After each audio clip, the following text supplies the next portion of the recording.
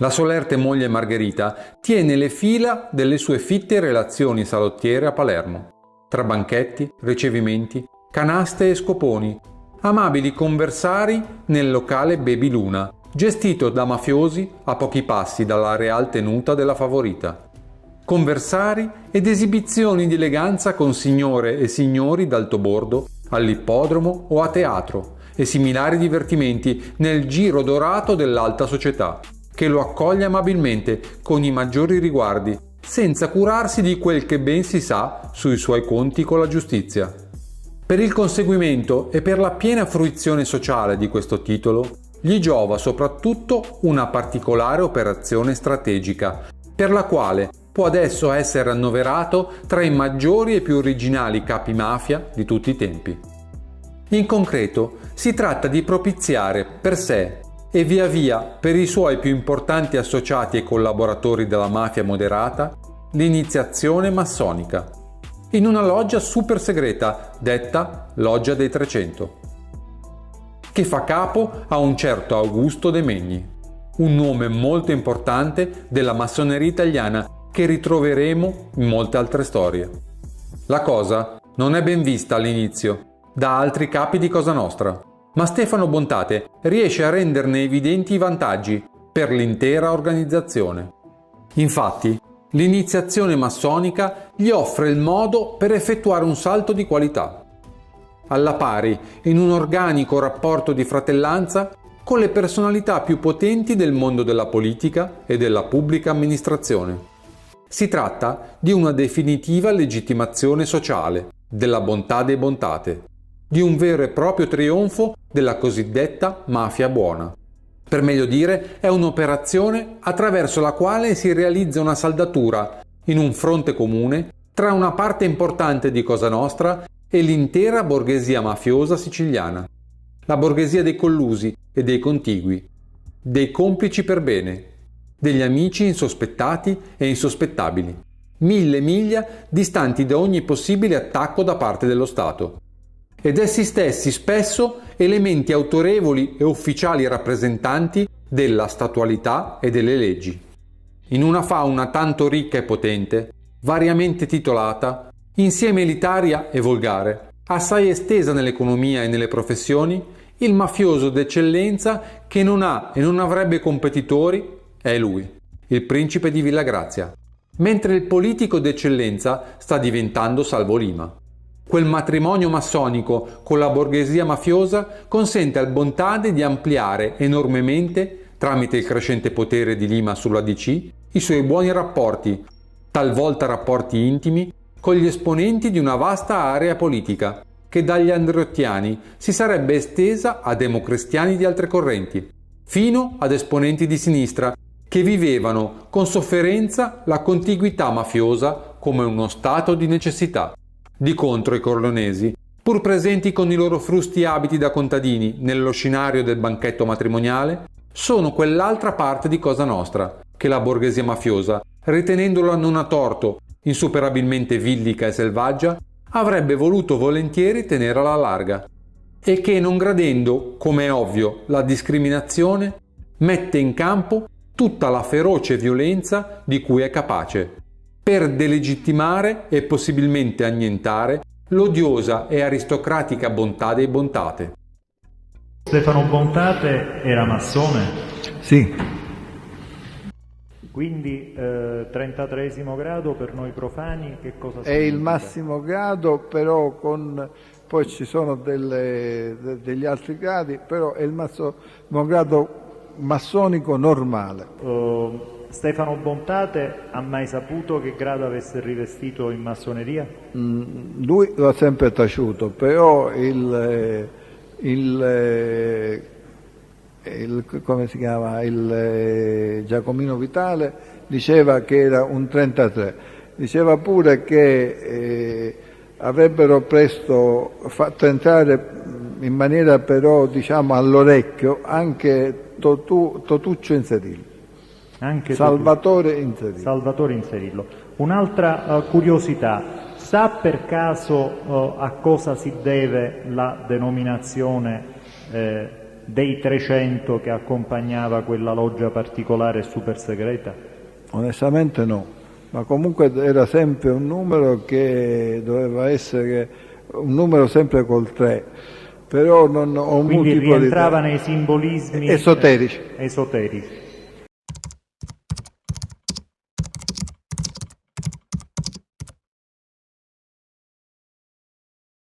Logge massoniche Sì. ha fatto parte, allora quali? Ho fatto parte diciamo, di una loggia che faceva parte dell'obbedienza di Palazzo Giustiniani, e prima ancora aderivo all'obbedienza, all'ordine di cui era il grande sovrano il principe Giovanni di Montereale, Alliata di Montereale. Lei sa dove aveva sede questa massoneria? In Roma. In Roma. E dove in Roma? In che via? E ha avuto parecchie sedi, però quella che rammento io era Via del Gesù, non Piazza del Gesù, Via del Gesù. Via del Gesù. Quale ruolo rivestiva in questa loggia il principe Alliata? Era il grande sovrano dell'ordine. Grande sovrano dell'ordine. Quest'ordine si rifaceva tra l'altro alla loggia del mondo di Washington, e l'era di rito scozzese antico accettato. Sì. Lei sa se il principe Gianfranco Alliata abbia fatto parte di Cosa Nostra? Sì. E a quale famiglia? Alla famiglia di Brancaccio. Quindi famiglia di Brancaccio. Lei sa se Alliata sia stato responsabile della strage di Portella delle Ginestre? Sì, è stato uno dei mandanti per conto del partito monarchico e della massoneria. Chi altri faceva parte della massoneria di Via del Gesù e chi è che frequentava questa sede? Ma alcuni personaggi, di cui il più noto è Michele Sindona, poi anche alcuni aderenti, poi anche Giuseppe Calò, Pippo Calò, è un suo, diciamo, socio, un certo Faldetta. Sì.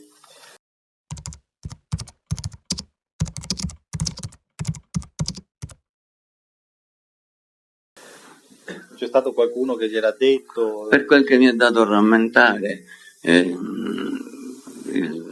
i due defunti, Stefano Bontate, il cugino e il cognato Giacomo Vitale, anch'essi erano massoni. Senta, a quale massoneria appartenevano Bontate e Giacomo Vitale? Bontate non saprei dire con esattezza. Giacomo Vitale ne so parlare perché prima apparteneva alla massoneria di Piazza del Gesù e successivamente aderì alla Camea, che era una loggia di origine ligure, però che aveva alcune sedi, alcune logge in Sicilia e anche a Palermo soprattutto.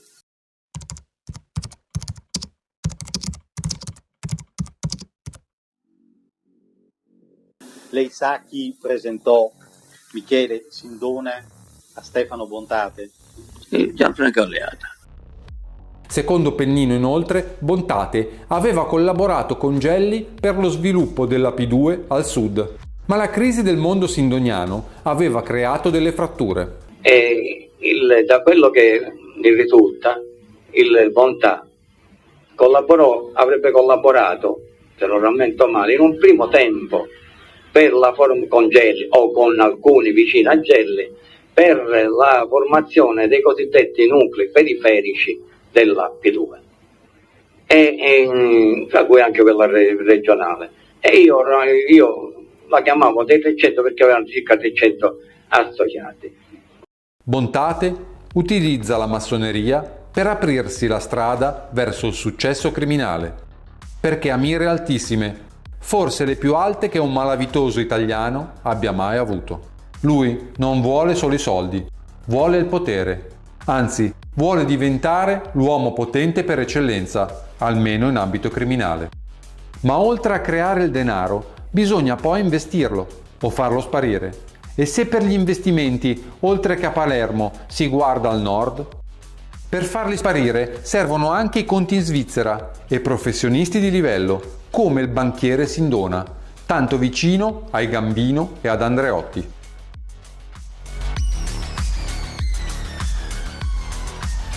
Ma spesso Stefano Bontate si recava a Lugano per portare dei soldi. Si recava con lei o da solo? No, si recava con me. Quindi allora vi recavate? Sì, si recava con me. Ci recavamo assieme e una volta, proprio in un'occasione, anziché fare la solita dogana di Ponte Chiasso, ci siamo inerpicati per i monti e abbiamo fatto una dogana particolare, che allora era aperta in quanto eravamo nel periodo estivo. E poi lui incontrava anche dei personaggi che io non conoscevo a Lugano. Lei sa se siano state convogliate nelle holding di Sindona denari provento dell'attività illecita di Cosa Nostra? Sì, per quanto mi è stato riferito sempre dalle stesse persone, soprattutto da Giacomino Vitale, e i proventi illeciti delle famiglie di Santa Maria di Gesù e di Uditore Passo del Rigano, che facevano capo rispettivamente a Stefano Bontate e ad Inserillo, e ancora prima a un certo Di Maio, che era zio di Inserillo.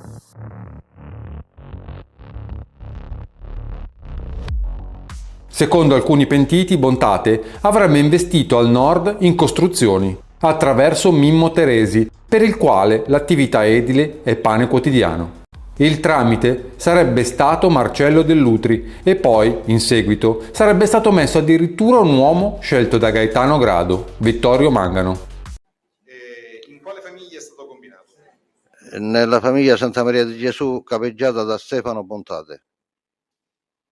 Bene. Il suo fratello Antonino era uomo d'onore come lei, giusto? Sì. Nella stessa famiglia. Sì. Suo fratello Antonino aveva interessi nel mondo degli stupefacenti ed in particolare aveva interessi sulla piazza di Milano? Sì, ma mio fratello Antonino viveva lì cioè abitualmente viveva lì a Milano ed era uno dei più grandi trafficanti di eroina. Senta, può dire perché suo fratello in quegli anni, e mi dovrebbe specificare in quali anni, era uno dei più grossi trafficanti di stupefacenti d'Europa? Ma lo era perché mio fratello direttamente era in contatto con dei personaggi che vivevano lì in Turchia, cioè diciamo dei capi lì che vendevano la morfina base. E mio fratello Antonino in pratica aveva tutta quella che voleva, quello che gli altri non avevano. Per cui è giusto dire che suo fratello, avendo un rifornimento di morfina base dalla Turchia, sì, era in grado di produrre tutta l'eroina che voleva e avere guadagni assolutamente ingenti? Sì. Senta, lei personalmente ha mai partecipato a traffici di stupefacenti? No. Per quale motivo? Perché io rispettavo la vero legge di Cosa Nostra, che in Cosa Nostra non era accettato il traffico di stupefacenti. Difatti io mi scagliai contro Stefano Bontate e mio fratello Antonino, ricordo nel 73 che ero uscito dal carcere e venne a sapere che mio fratello Antonino e Stefano Bontate lavoravano con l'eroina, no? E mi scagliai contro Stefano Bontate dicendo ci siete infame, tu e mio fratello pure, a Stefano Bontate. Per cui è giusto dire che lei ha rifiutato questo mondo del traffico? Sì. Poi vedremo chi. In quali anni si è svolto? O fino a quale anno si è svolto? Ma guardi, il vero boom dell'eroina, a quanto ne sappia io, ho sempre sentito dire da altri, è iniziato nel 70. Sì, e suo fratello quando ha smesso questi grandi traffici? Ma non ha mai smesso, fino alla sua scomparsa? Sì. Può ricordare alla Corte quando è scomparso suo fratello? Ma guardi, di preciso 83 o 84, una cosa del genere. Lei ha conosciuto Vittorio Mangano? Sì. Come l'ho conosciuto? Ma io l'ho conosciuto Vittorio Mangano nel 70, cioè me l'ha presentato un certo Giovanni Locascio, uomo d'onore, perché Vittorio Mangano ancora non era uomo d'onore. E allora mi dice Giovanni Locascio, della famiglia di Brancaccio, dice senti, vedi se gli puoi fare guadagnare qualche cosa, dice che è un bravo ragazzo. Allora io me ne servivo di Vittorio Mangano, che mi accompagnava, io non avendo patente, lui mi accompagnava in giro sia per Palermo che quando andavo spesso a trovare mio fratello a Milano, cioè gli pigliavo un paio di milioni, che lui aveva famiglia, e glieli davo. Per cui lei lo utilizzava come autista sia su Palermo che per andare da Palermo a Milano a trovare Palermo, Milano, Roma, cioè di tutti gli spostamenti che facevo io. Che anni erano questi? Ma ripeto, iniziai nel 71 in verità. E fino a che anno lo ha tenuto vicino a sé come autista? No, io poi staccai con Vittorio Mangano perché dopo che hanno saputo che c'è la famiglia di Pippo Calò, hanno saputo che Vittorio Mangano era vicino a me dopo anni, cosa hanno fatto? Se lo sono chiamati dicendo che volevano combinarlo nella loro famiglia, e Vittorio Mangano ha rischiato la vita perché non voleva accettare di essere combinato nella famiglia di Pippo Calò, voleva essere combinato nella nostra famiglia. Le risulta che Vittorio Mangano è stato assunto a Milano come stalliere dall'imprenditore Silvio Berlusconi? Certo che mi risulta. Chi gliel'ha detto? Un giorno ero lì a Milano, in via Washington, bar che adesso non esiste più, bar Pozzuoli.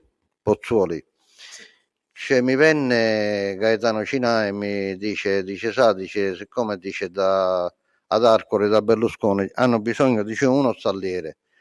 Avevo pensato per Vittorio Mangano, che ancora non era uomo d'onore. Gli dico io davanti a Vittorio, non è pane, no, perché non ci deve andare? E Vittorio Mangano è entrato a far parte di Ad Arcore, lo stalliero di Berlusconi. Ma c'era un interesse perché Cosa Nostra insisteva nel far lavorare Mangano ad Arcore? Ma guardi, c'era l'interesse perché noi cercavamo di sapere tutto di tutti. Cosa Nostra ai tempi era questa qui, allora noi, per dire, anche da Berlusconi, ci interessava sapere qualcosa e abbiamo fatto entrare lì Vittorio Mangano. Signor Grado, lei ha conoscenza se il gruppo Bontade, Stefano Bontade in particolare, ma mi riferisco anche a Mimmo Teresi, a suo fratello Antonino, avessero denaro da investire, ingenti quantità di denaro da investire e da riciclare? Senta, a quanto mi risulta a me, non solo Stefano Bontade, ma quasi tutte le famiglie che erano nel traffico di droga, dei soldi non sapevano più cosa farsene, e allora avevano interesse di investire, di ripulire questi soldi, di investire dappertutto, nell'edilizia e in qualsiasi altro genere di lavori. Sa qual era il canale di investimento e di riciclaggio di Stefano Bontade su Milano? Ma guardi, su Milano Stefano Bontade, a quanto ne sappia io, che mi diceva mio fratello, e poi me lo confermava pure Stefano, era che stavano facendo Milano 1 e Milano 2. Questa strada che stiamo percorrendo, vai un po' più forte Nino, è un preludio al nostro...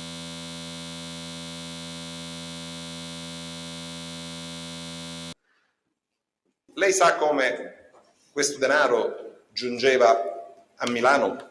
Senta, a quanto ne sappia io, quello che mi diceva Vittorio Mangano, cioè questi soldi li trasportava lui in macchina o poi in altre maniere, non lo so, un certo Rosario D'Agostino, che era vicino a mio fratello Antonino, portavano questi soldi a Milano per investirli su Milano 1, Milano 2. A chi li consegnava? Aspetti un momento. Ma guardi, portavano chi e quando?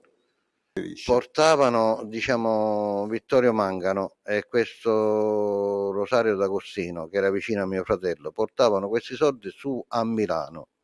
Quanto io ne sappia, era perché li investivano su Milano 1, che stavano facendo Milano 1 o Milano 2, per investirli lì. Ora, di preciso a chi li davano io non... Quando avvenivano queste cose? Ma a partire dal 73, 72, 73. E lei quando lo ha preso questo? Ma subito, quando incominciarono ad investire lì. Difatti mi avevano invitato pure me, se volevo investire dei soldi. Chi glielo disse? Sia mio fratello, che era buonanima di Stefano Bontade. mi avevano invitato se volevo investire dei soldi. Io prima gli avevo detto sì, però poi ripensandoci ho detto no, non volevo investire dei soldi perché non volevo che nessuno pensasse che io ero pure coinvolto nel traffico di droga. Quindi questo accadde negli anni 70, lei sta Sì, dicendo. sì. E si verificarono altri episodi del genere negli anni successivi? Ma guarda che continuavano a portare questi soldi su a Milano. Vuole Io proseguire quello lei? che le posso dire è fiumi di denaro che portavano su a Milano, miliardi. Vittorio Mangano, Stefano Bontade, suo fratello Antonino le hanno detto che il denaro trasportato da Vittorio Mangano finiva nelle mani di Marcello Dell'Utri. Esatto, me lo conferma? Sì, sì. E Marcello Dell'Utri che ne faceva di questo denaro? Ah, questo non lo so. Io so che investivano su costruzione di Milano 1, Milano 2, quello che sia, ma non so che fine faceva. Lei sa a chi era riferibile questa intrapresa edilizia Milano 1 e Milano 2? Sì, se non sbaglio era Berlusconi. Berlusconi. Le chiedo una cosa in particolare. Lei ha conoscenza di tangenti che riguardavano le antenne televisive, tangenti pagate alla famiglia di Santa Maria di Gesù? Ma senta, a quanto io ne ho saputo, cioè le antenne televisive, cioè un certo, su questo c'era interessato un certo Salvatore Cucuzza, che pigliava soldi dalle antenne televisive di Berlusconi. E alla famiglia di Santa Maria di Gesù ne andavano soldi relativi a questo affare delle antenne? Ma credo che una buona parte li pigliava pure, sì. E chi li intascava? Ma ai tempi Stefano Bontate. Prosegua. Poi le chiedevo se era a conoscenza di un tentativo di sequestro dei figli di Berlusconi o minacce ai figli di Berlusconi. Sì. Lo riferisca alla Corte. Cioè, in pratica Mimmo Teresi aveva dei soldi investiti su Milano, riferito sempre alle costruzioni. E allora gli fanno delle telefonate non so a chi, a Silvio Berlusconi, nell'ufficio, non so dove le hanno fatte. Gli fanno queste telefonate facendoci le minacce che gli sequestravano il figlio. Si viene a sapere che sono i calabresi. Mimmo Teresi, un giorno io ero seduto nella proprietà di Stefano Bontà con Stefano, arriva, che era lui il sottocapo di Stefano Bontate, e gli dice: Stefano, così, sai, ci stanno facendo l'estorsione, dice a Berlusconi, dice sono i calabresi, dice che devo fare, a chi mi devo rivolgere? Stefano lo guarda pure me e si mette a ridere, dice ci vuoi rispondere tu? Mi dice a me, io dico no, rispondici tu. Dice perché? Dice tu non la sai la strada che deve fare qual è? Dice vai nelle Calabrie e ti rivolgi a chi ti deve rivolgere. Mimmo Teresi dice vabbè, è andato nelle Calabrie, dopo ritorna dopo giorni e dice ho parlato, che non so precisare con chi, con uno dei fratelli Mazzaferro, calabrese. E mi hanno detto, dice, che tutti a posto, non lo disturberanno più. Mimmo Teresi viene e riferisce questo fatto a Stefano Bontate. Scusi, ma Stefano Bontate come aveva saputo, Teresi, come aveva saputo dell'esistenza di questa minaccia? Ma senta, signor Presidente, penso che gliel'abbia riferito il dottore Dell'Utri, perché il referente di Berlusconi era il dottore Dell'Utri, che Mimmo Teresi era molto amico con il dottor Dell'Utri. Questo lei come lo sa? Ma li vedevo io, a volte li incontravo pure per Palermo, dottore. Quindi di questa minaccia, cioè che la minaccia sia stata portata a conoscenza del Teresi tramite Dell'Utri, sì. Lei lo dice per una sua considerazione? Certo, era il referente di Berlusconi, era il dottor Dell'Utri. Essendo amici con Mimmo Teresi, all'infuori di lui non gliela può portare nessun altro, credo. Conosciuto Marcello Dell'Utri? Se non faccio errore, la prima volta a Palermo e la seconda volta lo rincontro quando c'è stato quell'appuntamento che aveva Stefano Bontate, Teresi e altri a Milano. Dopo un quarto d'ora, 20 minuti, e doveva venire questo grosso imprenditore. Io nemmeno conoscevo di nome. Ci saluta a tutti, ci stringe la mano a tutti, parlava sempre lui. E dopo sono entrati i discorsi che era preoccupato perché qua stava facendo Milano 2, stava facendo dei palazzi. E allora ci faccio anche, mi ricordo che ci faccio a Mimmo Teresi, che aveva 2 palazzi che stava costruendo a Palermo. Tu fai 2 palazzi e quello sta facendo una città. E infatti Berlusconi ci ha dato una lezione di industriale dicendo: guarda che le spese come si fanno per 2 si fanno per 100, allora tanto vale farne 100. Ma se devo essere sincero, ho ammirato se quella. Ma questo esce il discorso quando Stefano Bontà dice: ma perché non viene a costruire a Palermo? Berlusconi dice: ah no, c'ho tanti già problemi qua, dice che sono impaurito qua, dice, vengo là, la mafia. Ma lei non si preoccupi, dice, ci siamo noi, siamo a disposizione. Ma poi qua che si deve preoccupare? Avendo a Marcello vicino, non si deve preoccupare di nulla, che poi ci mandiamo qualcuno vicino, lei deve stare sereno. Ma la preoccupazione ce l'ho per i miei figli di più anche.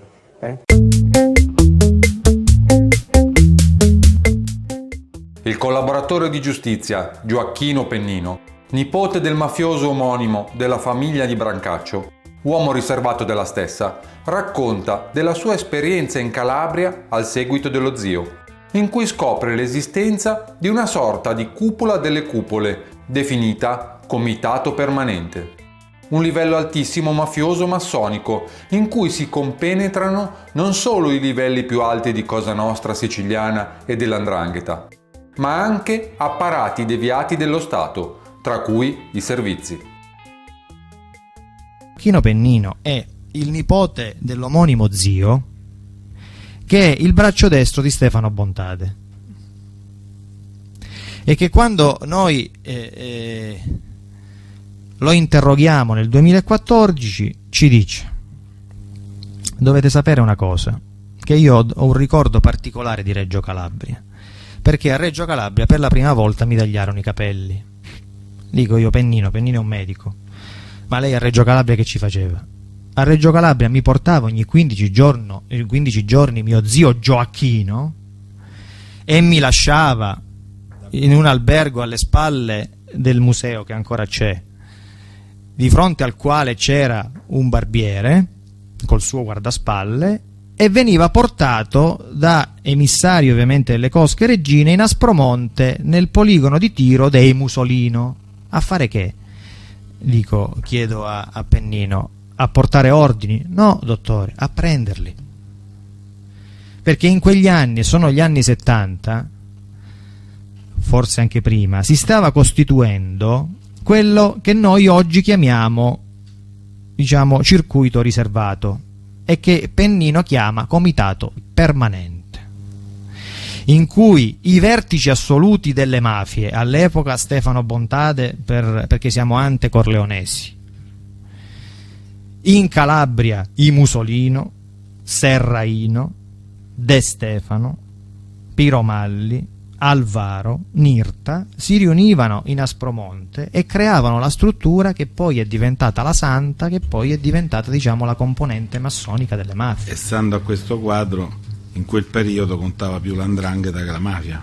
Così dice, no, in realtà non dice questo, li colloca sullo stesso livello, ma dice una cosa: mentre questo sistema, questo comitato d'affari, perché me lo riferisce? Perché gli dico: ma poi che è successo?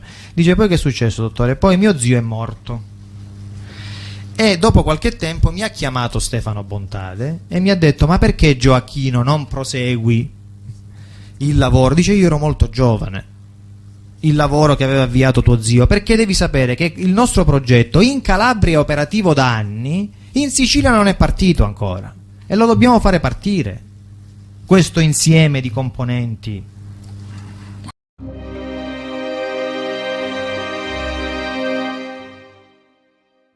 Un gruppo di fuoco mafioso composto da Leoluca Bagarella, Giovanni Brusca, Vincenzo Puccio e Giuseppe Greco, detto Scarpuzzedda, arriva a bordo di una Fiat 128 nella piazza principale di Ficuzza, frazione di Corleone, e armati di pistole calibro 38 sparano contro il colonnello russo, il quale, essendo in vacanza, sta passeggiando assieme a un insegnante, Filippo Costa, anch'egli colpito e rimasto ucciso. Bontate è arrabbiatissimo per non essere stato informato dell'omicidio e oltre a chiedere a Michele Greco, che nega di sapere qualcosa, chiede anche ai suoi uomini di informarsi in giro. E Mannoia, uomo di bontate, chiede al suo amico d'infanzia, Scarpozzedda. Andiamo a Scarpozzedda. Pino Scarpa. Pino Scarpa. Quando è che lei l'ha conosciuto? Che cosa può dire in ordine a questo? Io ho conosciuto Pino Greco Scarpa quando ancora eravamo molto, molto giovani. Io credo che avevo 19 anni. Lui aveva un paio di mesi meno di me come età. Dico aveva perché è stato ucciso. E noi ci vedevamo quasi tutti i giorni. Eravamo dei ragazzi stravaganti. Facevamo delle rapine, delle scorribande, dei furti. E quindi è rimasto fra di noi una grande amicizia quasi da ragazzi. Poi siamo diventati uomini d'onore, lui è fatto parte della famiglia Ciaculli, io ho iniziato a far parte della famiglia dei Bontate. Ma i nostri rapporti non sono mai venuti meno, ci frequentavamo sempre, anche se più saltuariamente, ma eravamo veramente degli ottimi amici. Senta Mannoia, lei ha conosciuto il tenente colonnello Russo, cioè quando dico conosciuto per ragioni della sua attività, dell'attività del colonnello? No, ho sentito parlare di lui, non l'ho mai conosciuto personalmente. Ha sentito parlare di lui come investigatore, come un eccellente investigatore. Come un eccellente investigatore. Senta, mi dica, lei saprà sicuramente che sia lui che un suo amico sono stati uccisi a Ficuzza. Sì. Che cosa lei al riguardo ha reso delle dichiarazioni? Sì. Ecco, io ho preso di quell'omicidio, non ricordo se direttamente dalla stampa o comunque andando spesso a trovare il mio rappresentante Stefano Bontate, che lo vidi molto adirato per quello che era successo. Bontate mi disse che non sapeva niente di questa situazione, non era stato informato e che comunque sarebbe andato a chiedere notizie a Michele Greco. Io credo l'indomani dell'incontro del Bontate mi incontrai, come solito e come di solito accadeva, io abitavo a Ciaculli in via Rampante, in fondo a questa strada, da questa strada il Pino Greco andava spesso a visitare i suoi giardini e spesso ci incontravamo io, lui e Vincenzo Puccio, che spesso le guidava la macchina per conto di Pino Greco. Quel giorno si sono fermati, sono scesi a casa mia, abbiamo preso il caffè. Ecco, come ho detto, io avevo un'amicizia che risaliva da ragazzo con Pino Greco e io non ebbi esitazione a chiedere a Pino Greco se sapeva parlare dell'omicidio del capitano Russo. Lui non si gincerò dietro il segreto, mi disse: senti Franco, dice, sono stato io e mi sono portato anche a Vincenzo Puccio, dice, l'abbiamo commesso io, Puccio e Luca Pagarella, però ti chiedo una cosa, questo è un discorso, tienitelo per te, perché il tuo rappresentante non sa nulla. Ho detto, non ti preoccupare che questa è una situazione mia e mia resterà un segreto mio. Io non informai il Bontate perché non volevo tradire questo segreto che lui aveva confidato, anche perché il delitto non era avvenuto nel nostro territorio e quindi non ci investiva direttamente a noi.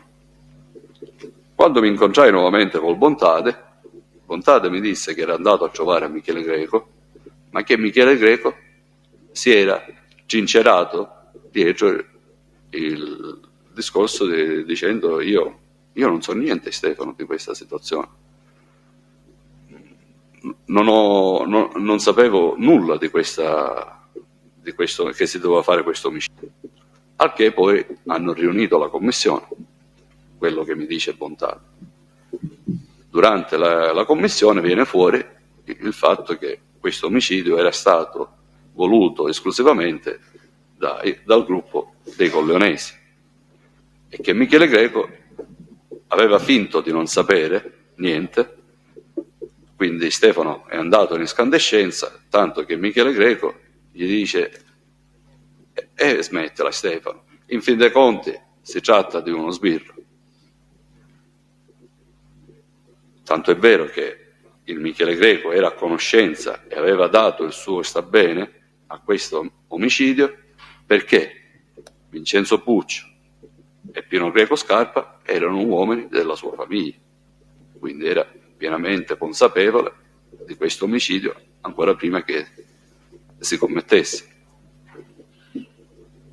E quindi lì sono nate grossi litigi fra Bontade e Michele Greco, che a distanza di un po' di tempo, di alcuni mesi, poi si intromette Giuseppe Di Maggio, rappresentante di Brancaccio, molto amico del Greco e del Bontade stesso, si mette di mezzo per fare da paciere a questa situazione.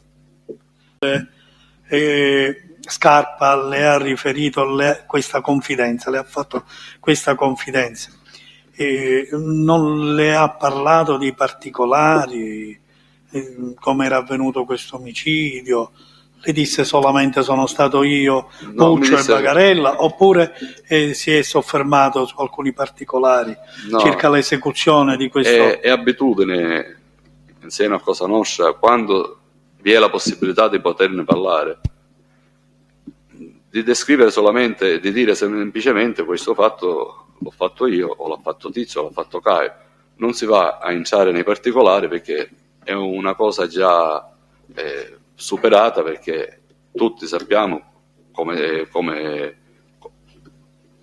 viene eseguito un omicidio, e quindi non si va a sottolineare i particolari del delitto stesso, tranne che non succeda qualche disgrazia, allora viene rappresentata quella particolarità che è successa.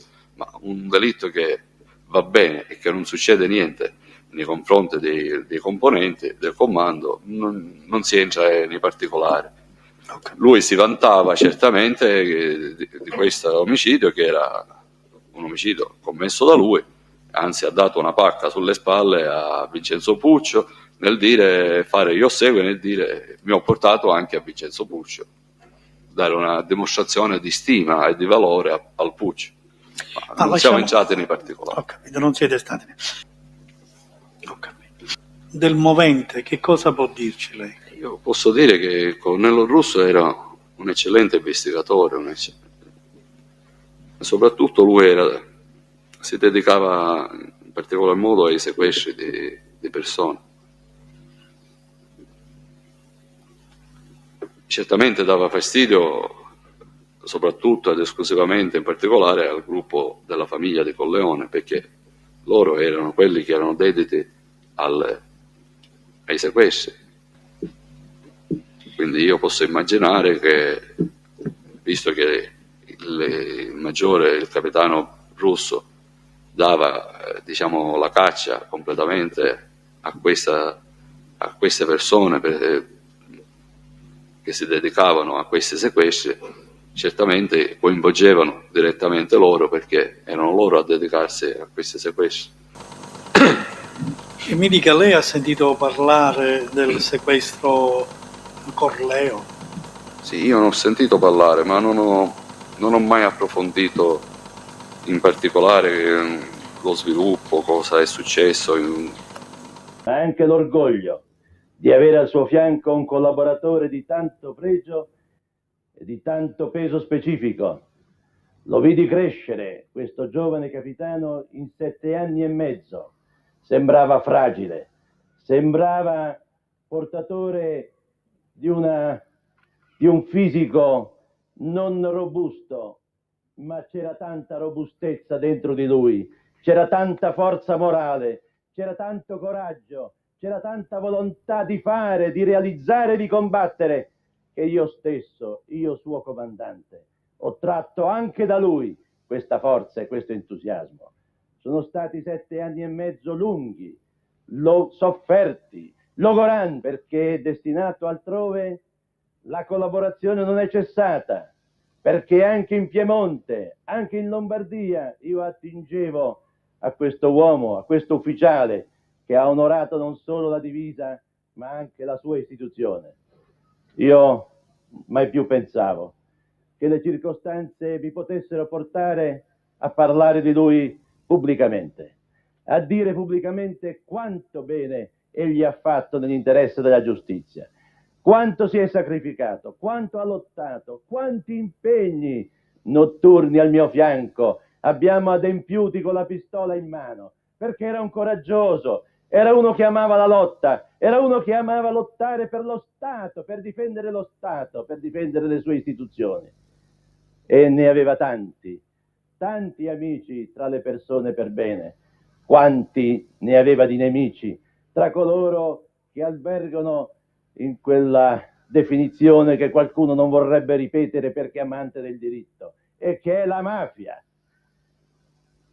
Lui aveva tutti e 5 i sensi, non aveva soltanto la vista acuta, ma aveva l'udito finissimo, aveva l'argomentazione intelligente della parola, aveva il tatto di chi sapeva attendere per combattere meglio e aveva il gusto della lotta. Era veramente un lottatore, era veramente un ufficiale dell'arma che, onorato l'istituzione, nella spinta che sempre lo aveva condotto, quello della generosità, ha voluto fare qualcosa ancora in quella posizione. La mafia, che lo sapeva non coperto, che lo sapeva non garantito, ha trovato il gusto, ma questa volta tra virgolette, questo gusto, che gli è più normale, più costituzionale, il gusto della vigliaccheria, per ucciderlo qua, davanti alla sua famiglia, mentre era a riposare.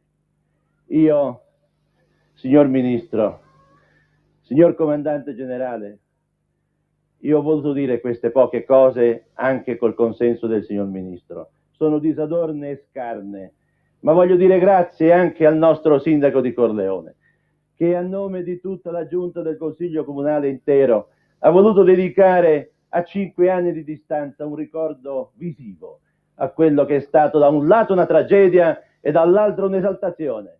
Le dico grazie, così come ringrazio il ricordo del bravo Giuseppe Russo, perché tanto ha dato anche al mio lavoro di comandante della Legione dei Carabinieri di Palermo. Grazie.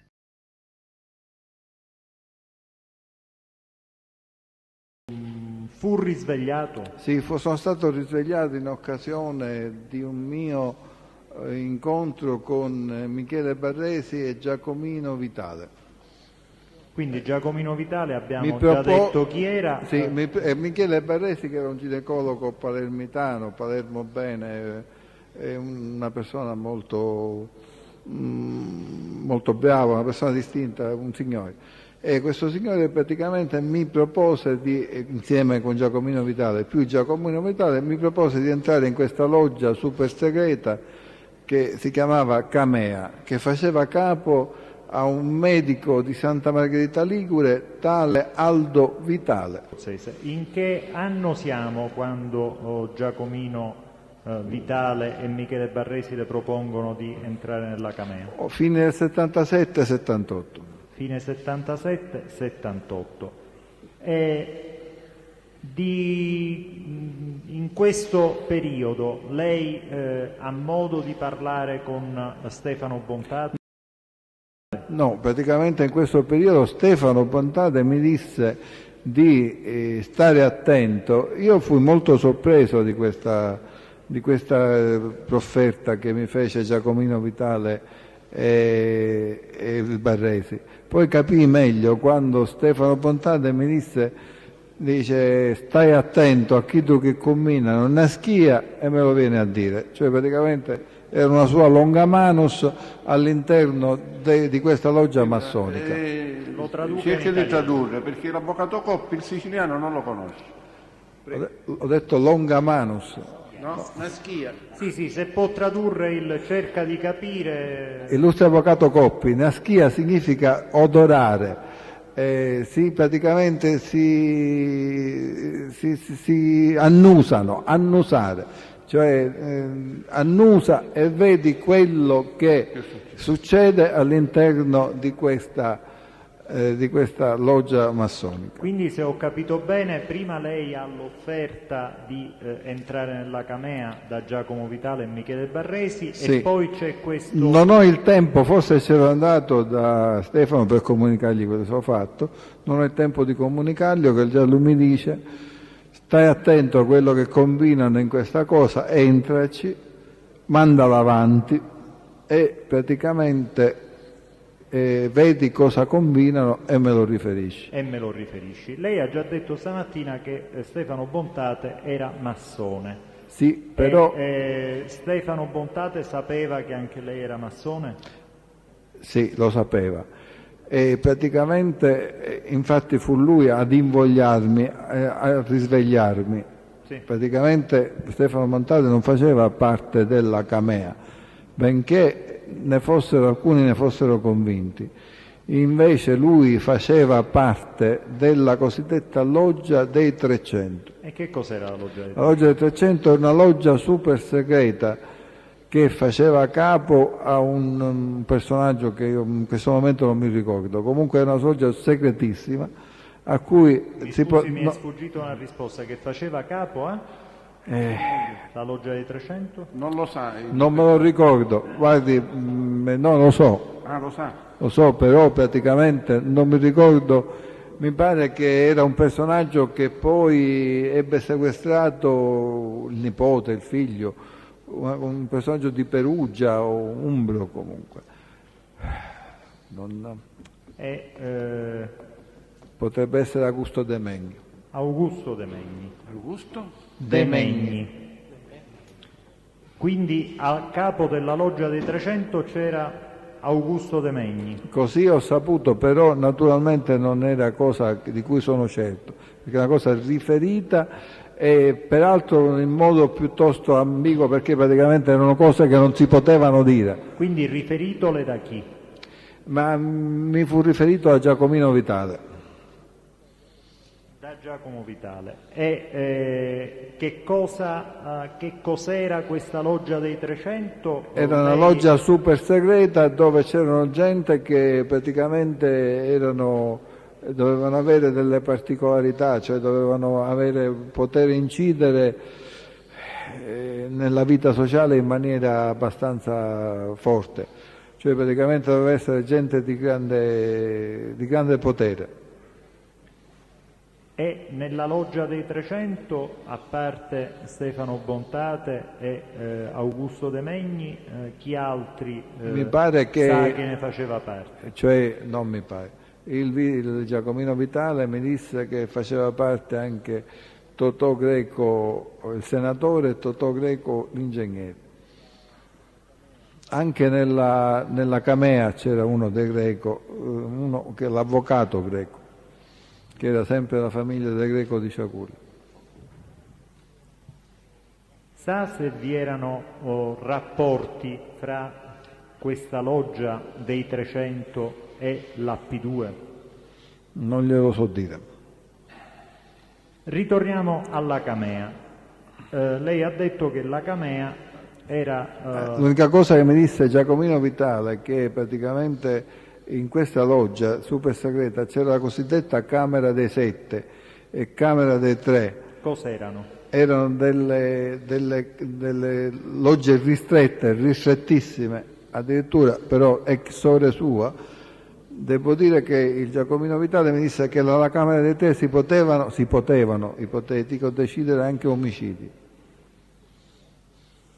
Quindi erano, gli organi deliberativi di questa loggia? Sì, gli organi deliberativi super segreti, cioè quelli proprio super ristretti.